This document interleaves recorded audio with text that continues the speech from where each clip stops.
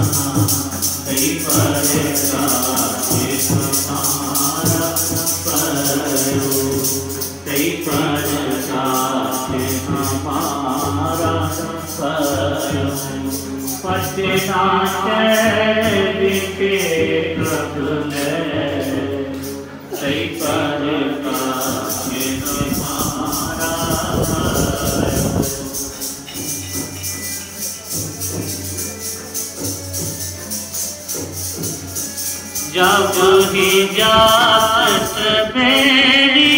पाए पुण्य दान दिन करत बिदाए। गुर पूरे का निर्मल मनसा पद मन मेरे एको नाम जीत रे के आगे का पद मन मेरे एको नाम। वाहेगुरु वाहेगुरु वाहेगुरु जी।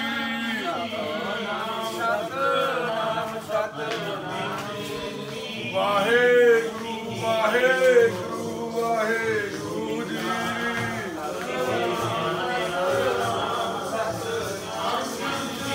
वाहेगुरु वाहेगुरु वाहेगुरु जी।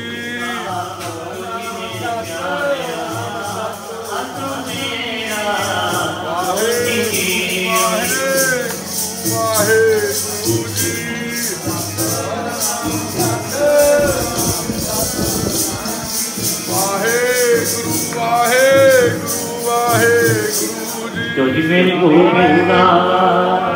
जो जी मेरे प्यारा वाहेगुरु करने वाले गुरु दे दे पंच की राज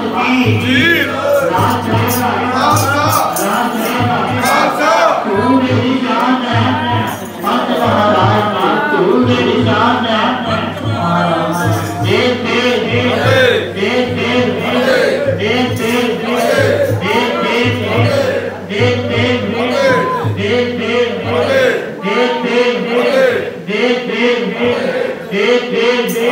पंत जी राज रहेगा तू मेरी जान है। पंत महाराज तू मेरी जान है। बोले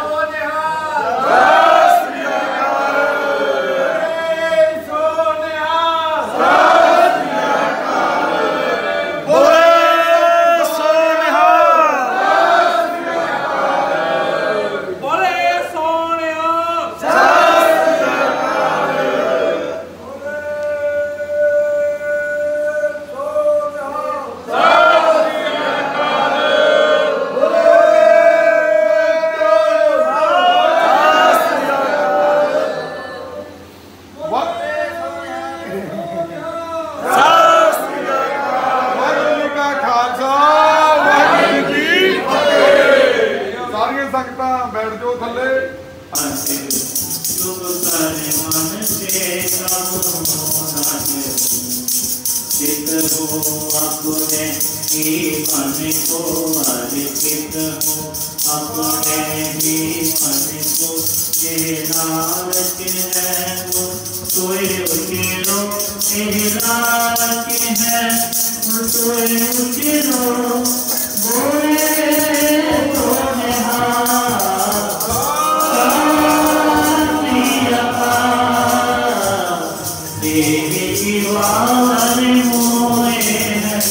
मन से सब होना है शुभ कर मन से सब होना है जब आपकी रोज विधान बने अतहीरन में सब युग मरो अतहीरन में सब युग मरो होने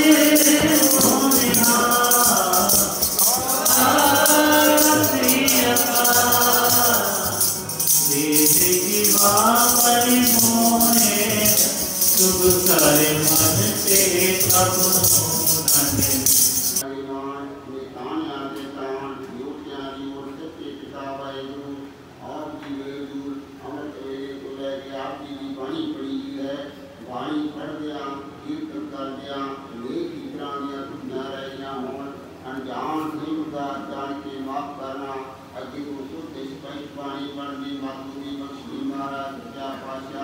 संतां वल्लों आईयां रस्तां जो एक प्यार है जी आप जी भोग लगे शीतल प्रसाद होकर कम से वर्त्या जाए जो नहीं सके आपका स्वाद नाम लगे महाराज आप जी महाराज आज विशाखी जी महाराज जान साहब की सेवा हो रही है महाराज मेरे प्रयास करना वह आईना संतानी हाजिरी सब प्रवान करनी जो आप दीदेदार आवे सुराई जाते नाम नाम चढ़ती कला तेरे भाणे सरबत दा वाहिगुरू जी का खालसा वाहिगुरू जी की फतेह।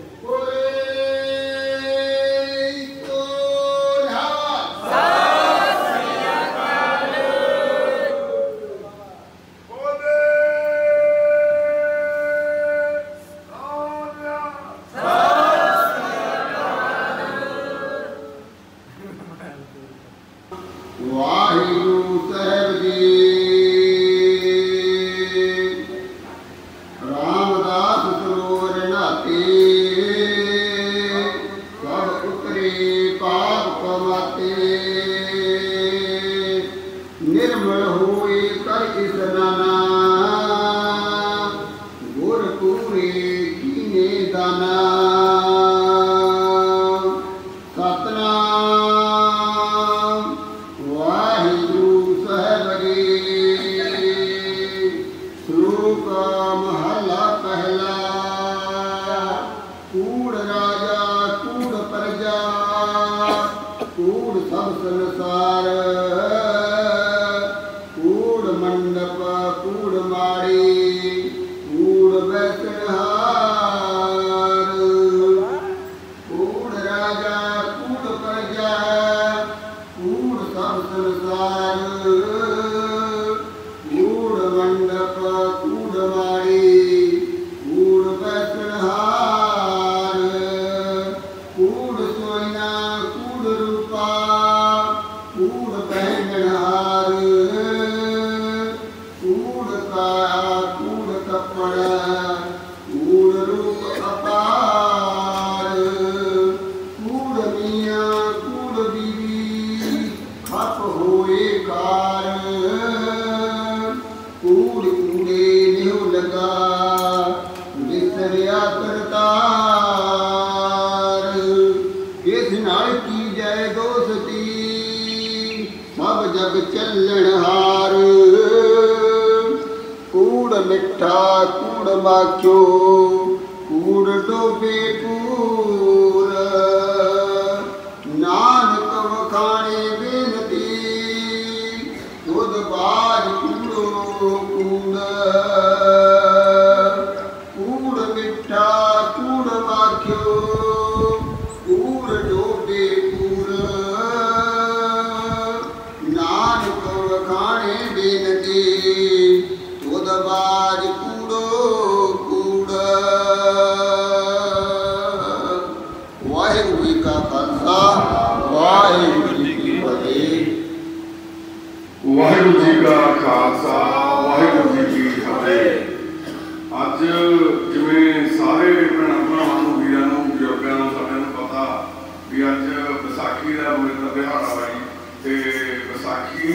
साढ़े